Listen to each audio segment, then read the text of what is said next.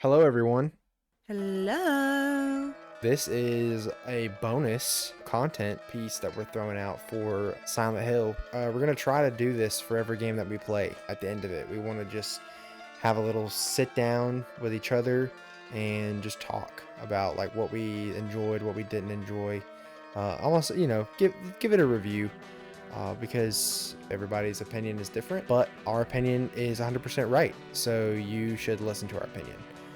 Isn't that right, Samara? Right. Yeah, see, she agrees. We're going to keep this pretty spoiler free until we talk about the plot. So don't worry if you dropped on our video and you are just trying to decide if you want to play Silent Hill or if you want to watch somebody play Silent Hill. Good news, you can watch someone play Silent Hill. That would be us. We've completed this game on our channel. It's the first series we finished, first game on the channel. So go check it out. What are you doing here? Go watch it. It was super fun, and it's super fun going to be able to talk about this game now. So to everyone else that did watch it, or you just want to listen to what we have to say, thanks for stopping by, and we hope you enjoy this video of us just rambling about Silent Hill. Maybe stay and watch this video though, because if you stop watching this video, then you're gonna have to go and watch the other videos, and then there's like 7 hours of content, and then it'll be a while before you watch this video. So maybe you should stay and watch at least the part that doesn't have the spoilers, because if you don't, then it'll be a while before you watch this video. So anyway, Let's do it. let's do it. I just want to say that this video review is being recorded from the perspective of two people who have only played the remake of Silent Hill 2. So we are a little spoiled on what our standards are for a Silent Hill game. So take that into account with some of the things we say, because you might have been swayed differently if we had grown up with this game or if this was the first game that we played. The game is definitely has shown its age in terms of the gameplay. The aiming, quote unquote, if you can even call it that, is just press the R2 button when there is an enemy in like a cone area of effect in front of you, and then Harry will like snap to that and shoot. But then if some of these characters move so fast that you like can't aim, you can't move Harry fast enough to actually land your shot. So a lot of the times you're just like sitting there shooting the air, because the game doesn't actually have a way to like specifically aim. So I mean, for me personally, that was like kind of drawing me out from the game at times, and was kind of giving some points of frustration where I'm like, oh my gosh, dude, just hit the target that you need to hit. Another good part of the gameplay were the puzzles, but I will say I also have a complaint with the puzzles in this game. They are extremely vague at times, to a point where you almost don't even know what you're supposed to do, like at all. When I was going through this guide at times, I tried to solve these puzzles without it at first, but like a lot of them I just am like, how in the world are you supposed to know that? Like some of them are really cool. The piano puzzles was really fun. It also didn't really make sense because you were supposed to hit like an E flat, if I remember correctly, and there's no way that they could note an E flat on the puzzle that you were supposed to solve it. So it was almost like it was a guessing game that you were supposed to hit an E flat. I don't know if you can think of any that stood out to you, Samara. I like the one with the like animals, and then you have to figure out like what the numbers really meant, and you find out they're like the legs. Yeah, that one was cool. I like the one with the ladies where you had to do the flash of light and then find the symbols to put into the doors. Yeah, and that one was a well explained puzzle, because one of the paintings said light will expose the darkness, and you had just recently picked up a camera, so the camera was used to solve the puzzle, which is that's good game design. Another thing, it's not really an issue, because when you think of these horror games, you don't necessarily think of the bosses that come with them, but they definitely do play a part. I mean, with bosses like the lizard boss, the moth boss, not great. Honestly, it is just literally standing below it and shooting it. The lizard boss at least had a cool mechanic where when his mouth would open, you could you could deal more damage to him. The slug boss, like the worm, he, satisfied the tick of, oh, we need to put a boss here. Nothing too special. And then of course the final boss, being dependent on the ending that you get, we got the incubus. That one was more interesting, but it was almost just a second version of the moth boss with an extra attack thrown into it in an interesting way that you had to dodge it. If I were to give the gameplay in terms of stars, honestly, I would be ranging around the 2 or the 3 range out of 5. The unengagingness of how the actual gameplay flows in terms of the combat really does bog the game down, in my opinion. That's what I have to say about the gameplay. Did you have anything else you wanted to add, Samara? I honestly feel like I can't really say anything about the gameplay because I didn't play the game. I mean, obviously I saw you struggle a lot. And they should remap that map button. That's all I'll say. Yeah, the map catastrophe. Yeah, so I really don't even feel like I have a right to give gameplay a rating or really discuss it. There's not really much on my end. Kind of quickly go over this next point that I have here, which is the visuals, because the visuals and the setting do kind of go hand in hand together. So we might just talk about these all at once. Obviously, with the visuals, we're dealing with a game that came out in '99 on the PlayStation 1. You can feel the inspiration that the developers were pulling from, which was like San Francisco, like these typical US cities and towns. You had like the diners that you would come across, and the car garages and things of that nature. So I think they did a really good job at like fleshing out the town, because really, like, if you think about it, the Silent Hill itself is almost a character. Like it kind of is a living thing, and it does change throughout the game. You've got the school, which was really creepy and felt just like you wanted to get out as soon as possible. Same with the hospital. I will say both feel very similar, which I kind of do have a complaint that the 2 areas that you are in the game the most, in terms of I guess you could say the dungeons, quote unquote, you're in them for a very long time, and they do feel very samey. So it can get kind of repetitive. The only difference being the layout.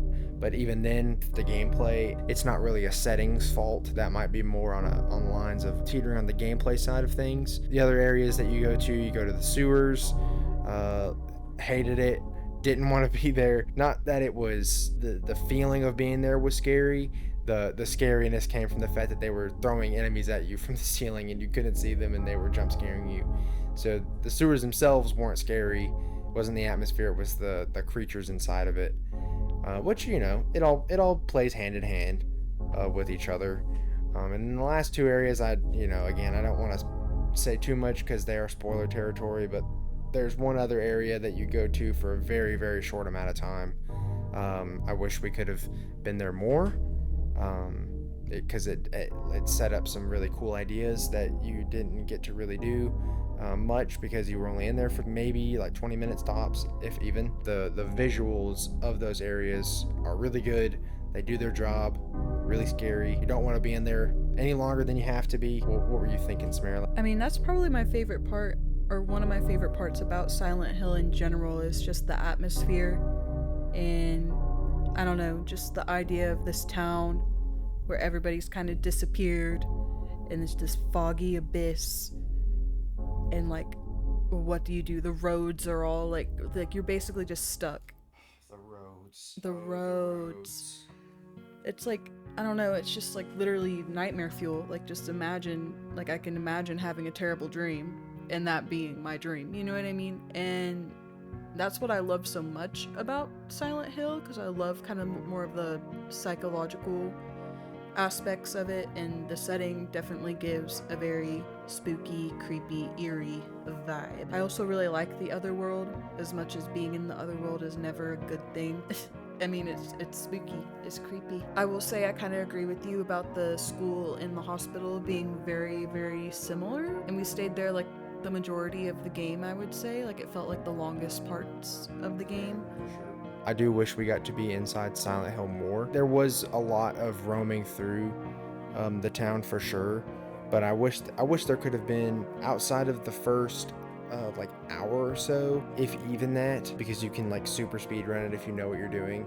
There's the puzzles in the very beginning of the game that you're solving in the town, and then the town is almost just used as a get from point A to point B type situation, and you don't really get to do some cool stuff in there besides just get to the school, and then you have to walk through Silent Hill to get to the church, and then you have to walk through Silent Hill to get to the hospital, and so on and so forth. Definitely, it served its job well, but I wish we got to see that a little bit more. That's probably my only complaint. But another aspect of the visuals, again, is just the graphics themselves, and you have to cut it some slack. We're working with a very late PlayStation 1 game. It's very fuzzy and blurry, still very dated. It definitely helps add to the charm of feeling like this, B-rate old horror movie that you would watch almost as if you're like in a dream.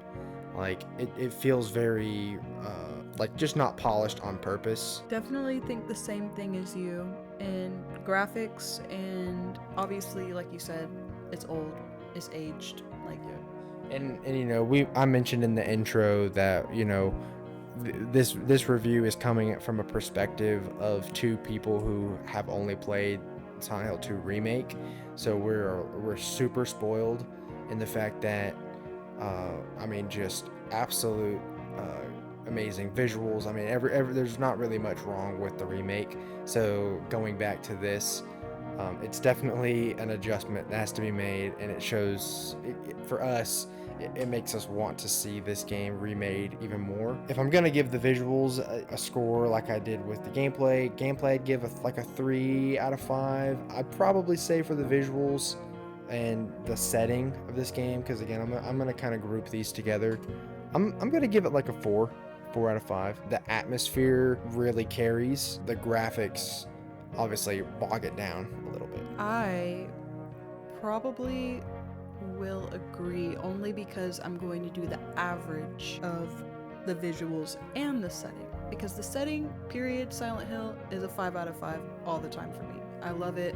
It's just super up my alley, something that always interests me, something that always makes me feel something, obviously, like you said, it's old, and the graphics just, they do their thing. So Samara's given the visuals a 3 out of 5, and I would probably agree with her. I might even go the visuals down to like a 2. I've seen what the PS1 can do, and for this to be a later game, it does feel like the graphics could have been a little bit more. Honestly, same. But I was gonna say that it would probably be more like a 2 for me. One thing left is the sound. I'll just go ahead and say off the bat, the voicing is really rough. However, for this game specifically, it does add to the charm of it. I wish that there was some more serious voice acting. It definitely feels like these voice actors were just handed a script and they were just said, read the script,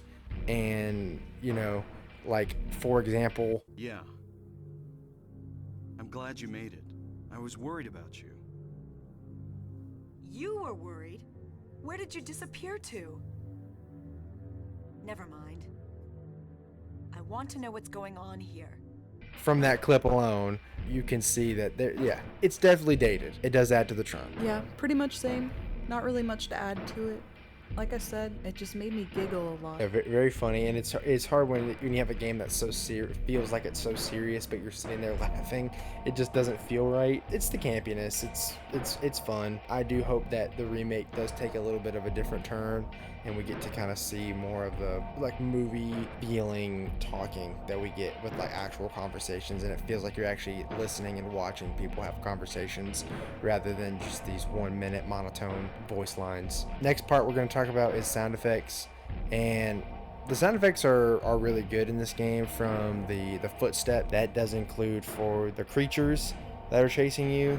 When you got that dog running up behind you, it puts you on edge. Then you turn around and the dog's not right there, and he's got some distance behind him, and then there's actually another dog in front of you. But I mean, the wing flappings of these pterodactyls, the jumping creatures, and the moans and groans, like, it all added to the atmosphere for sure, and to the overall, sound really makes or break your game, or not, not even just, in terms of your game, but, your movie, your TV show. I mean, any form of sound is a massive point that we kind of take for granted when it's all kind of wrapped up together into like a perfect little, present. But it really does, without solid sound design, which all comes from the composer of this game, who composed the music and was the sound designer. Like, he really knew what he had to do for this assignment, and 100% nailed the sound design. So about that music, when there is actual music, it's great. The main theme with that mandolin kicking in, it's just iconic. Honestly, like one of the most iconic horror game soundtrack pieces like ever. You've got the song that plays during this specific cutscene in the last act of the game. I'm not going to get into the spoilers of it. It's probably played at some point in this video. In fact, I can even make sure that it's playing as I'm kind of talking about it right now. Great. The ending theme's great. It's great when there's actually music, but there's a lot of times where the background music is not really music. It just sounds like a bunch of wrenches thrown into a garbage can, and they put a microphone into the garbage can, and they just recorded whatever was taken and added a couple of like droning pad behind it that just, it definitely would put you on edge. But man, was it hard to listen to. Thinking of game soundtracks, like I personally, I listen to game soundtracks like in my day-to-day. So when I'm ranking a soundtrack, I'm almost ranking it in for a chance of, will I actually ever play this music? And a couple songs, sure, definitely, they'll be added to my music playlist. But a lot of this stuff, it's hard to even count it as music, and it might help.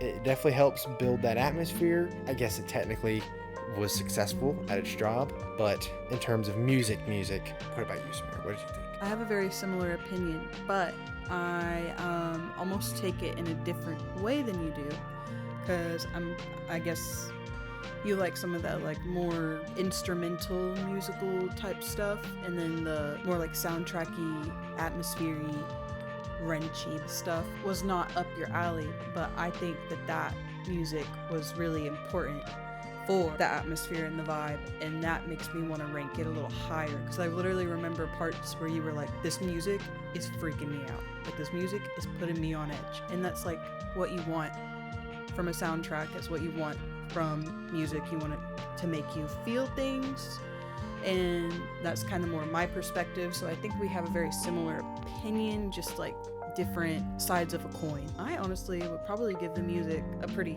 high rating, maybe compared to what you would. Let's go ahead and give our ratings here. So in terms of like the voicing, again, I'm gonna have to give it like a 2 or a 3. It's really rough. Voice, I also give a 2, and I'm only giving it a 2 because I giggled sometimes. I would definitely give it a 1 if I was taking it more seriously. Now, for the sound, you almost can't not give it a 5. The sound design and effects, like 100% great, for sure. 5 stars, 10 out of 10, would recommend. Now, music. We'll let Samara talk this one first. I'm gonna give it, I low-key want to give it a 5, but I'm gonna give it a 4. Music, I'm also gonna give it a 4.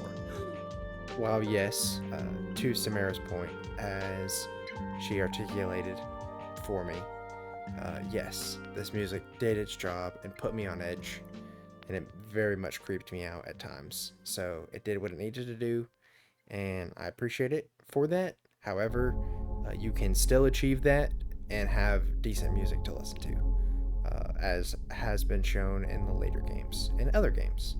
Play it at your Halloween parties. Put that Silent Hill track on. And now, for the final part of this video, where we will be entering spoiler territory, I will go ahead and give a spoiler warning for the plot of this game. You obviously don't need a spoiler warning if you watch us play this game. If you haven't watched us play this game, go check it out. Go watch us play. Yeah, what are you doing here? What are you doing if you haven't watched us play this game? You should watch us. You should watch it. You should watch us play this game. What she said. But if for some reason you don't know the story and you don't want to be spoiled on the story, and maybe you're just trying to decide if you want to play this game, jump to this timestamp. Okay, you have officially been warned. The spoilers are coming. So, the story. Gotta be real. I, at first, was not vibing with the story 100%. I don't think it did a great job at being the ambiguous story with enough hints in the game to give you clues as to what exactly was going on. It felt like it was ambiguous just to be ambiguous. Number one example would be the monster design. There is one hint that the monsters are what they are, and they are a manifestation of Alessa, who you find out is actually Harry's daughter. They are manifestations of her fear. She has some connection to Silent Hill that is implied. She has some magical powers. It's almost like everything that's going on is because of this Alessa girl. Is quite literally just Harry is in a car accident. He wakes up and his daughter is missing. You're going out to find her. You encounter some other characters that help push you along the story, aka the police officer. She apparently is integral to the story because if you don't save her, then you don't get the true ending. But you don't even like, it doesn't even make sense why she's so important by the end of the game. Like it doesn't. None of it really adds up to anything. The main villain is this random old lady, who you probably get the most backstory on her because she's kind of orchestrating everything, and you find out that she kind of pseudo orchestrated everything to go down to bring Cheryl back to Silent Hill so that way Alessa could get her body back. Because Alessa is like this weird, like, Alessa's the real person, but Cheryl's like this spiritual thing. It's very confusing. It's not explained very well. The only reason I know any of this is because we had to go online and figure out what the heck was going on. So it's hard for me to really say that the story is great, but I don't know. What do you think? I have a lot of very similar opinions. Like Gabe said, we had to go and watch a video to kind of explain what was going on, because I remember the game ending and feeling so confused and kind of disappointed and just like, what is going on? Because I've heard that Silent Hill 1 kind of helps you have more of an understanding of what Silent Hill really is, because like Gabe said earlier, it's kind of like a creature, almost. It's like a creature of its own. It has like, it's like this kind of living thing that like it's complicated and weird, but like I thought that this game would help me understand a little bit more since we played Silent Hill 2 and have more of like a backstory understanding of like what this is all really about. And by the end of it, I was just more lost than I ever had been, which was just like, oh, okay. I think it's like if we had like a journal or just like different items in the game that could have kind of led you down a path of thinking like, oh, what is this about and who is this about, and like it would have made it a more easy experience to kind of understand the plot of the game. Because as far as I'm aware, from the video that we were watching, it was a lot of like, you had to like read stories that were written about Silent Hill to really get a lot of like understanding on what was really going on, and not everybody is going to do that. You know what I mean? Not everybody's gonna look super duper deep into the lore and everything in that way. It's like you should probably make that a part of the actual gaming experience, if that makes sense. And it just wasn't, at least for us, the way that we played. I don't know if maybe we missed some things or I don't know, but yeah, that was just kind of, it was like I said, I just kind of was disappointed at the end, because like, oh, we just played this entire game and I'm more lost than I ever have been. So yeah, it's almost like the reason you would go back to play this game is to kind of get some story and to kind of understand what exactly is going on. But unfortunately, it doesn't really do that very well. And so you're kind of left with a game that you kind of have a subpar gameplay, and you've got great music and you've got great sound, and you've got a great setting, but it's just kind of held back by the fact that the story isn't really there and captivating to keep you going. So unfortunately, I can't give the story more than a 3 out of 5. Another part of what I really liked about playing Silent Hill 2 was all of the side characters. I think that was a really interesting aspect in the game, and just like learning their backstory and like what they were doing here, like of all people, like how did you guys get here, why are y'all the only people that we're seeing right now, type of thing. And during the gameplay process, I was kind of confused as to why the characters that we were seeing were there. Now that I've watched some, stuff that's given me a little bit more information, it makes more sense and I can kind of vibe with it more. But during the gameplay, I was just kind of like, what are these people doing here? Like, what is the point of, like, what is their story, I guess? Especially when it came to the the nurse, Lisa, I think was her name. I was always so intrigued by her because, like, we have all these nurses walking around, that are enemies and we're having to shoot them. But, like, what is this one that's kind of like this human, like, doing here, you know what I mean? Like, why isn't she like that, blah blah blah. And I feel like we never really got an absolute answer. I will say with Lisa though, I do like that she is left open-ended to an extent, because you can kind of determine was she like a soul trapped in the other world because of the things that she did. Maybe she felt guilty and she wanted to try to amend the what she did wrong, because you do see in the ending that, at least in the Good Plus ending, which is what we got, that she drags Kaufman down with her into the grave, because she knows that he was the instigator and he was caused a lot of these problems too. So if she was going to be stuck in the other world forever, then he deserved it as well.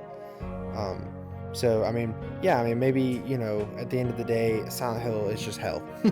It's just Silent Hill, actually, not Silent Hill. That Dr. Kaufman character, I just genuinely had no idea who he was the entire game. Like, he just would randomly show up. I don't think his first dialogue explains who he is, or like what he's doing. He just is like, hey, what are you doing here? You need to get out. It's not safe. Have you found a way out yet?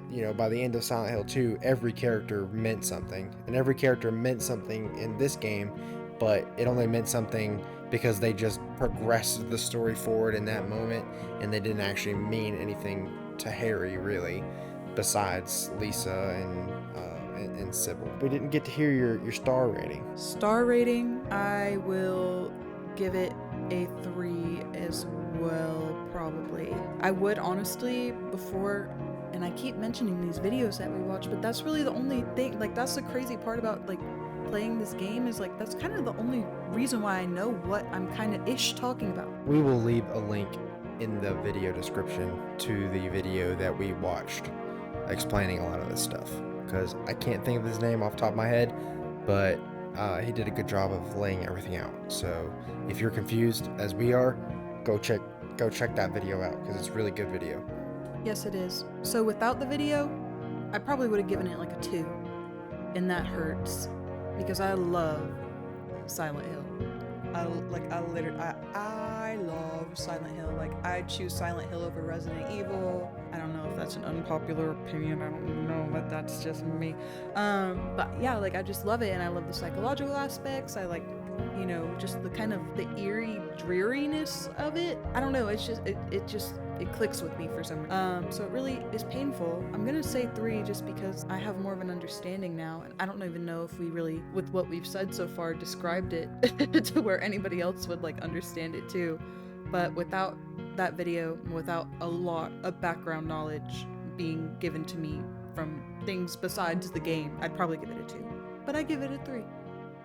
A 2.5. We are now going to give our final rating of this game. For me, give it like a 6 out of 10. I really do not like playing games and coming out of them not and like giving them high reviews, because I mean, if you know me and if you can tell by how I'm talking, video games are my passion and I want to love them all. But unfortunately, it is not easy to love them all when they are getting older and they're getting harder to appreciate for what they were at the time, because we're getting more and more spoiled with really good games. And unfortunately, when you have really good games, you have to have games that aren't so great to be able to appreciate the really, really good ones. It's hard for me to recommend people to go out and play this game unless you're just a diehard Silent Hill fan, which sucks because Silent Hill 2 is this, I mean, top 5 game for me. Story is amazing. Everybody needs to play that game.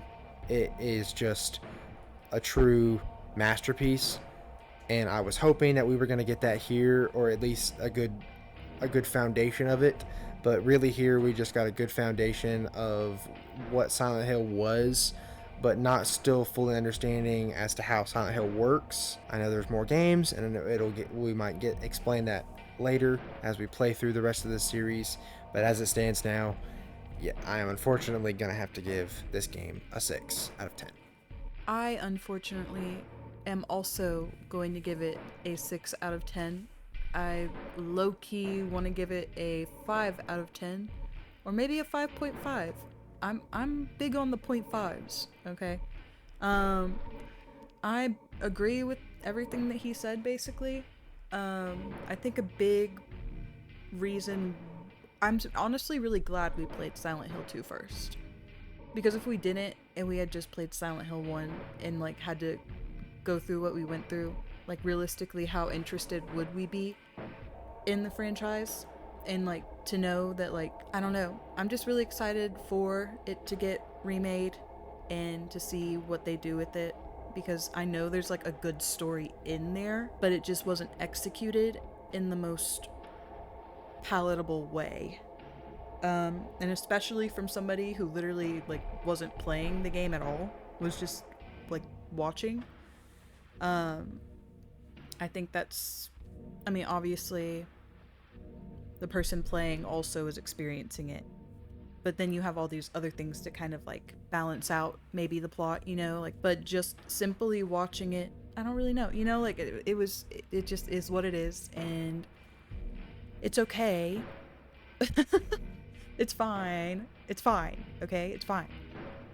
But yeah, I am probably a 5.5. So, I hope you all enjoyed us kind of rambling a little bit here. This is something that we do want to keep trying. So, yeah, thanks for listening to us. If you watched our playthrough of it, we appreciate you doing that. And I hope that you continue to watch us play other games and get to listen to me nerd out about video games, and Samara get to experience video games that I want her to experience, because I love sharing these things with people. Video games are sorely underappreciated in terms of their storytelling. So with that, we're gonna sign off, and thank you all again. Thank you. Bye. Bye.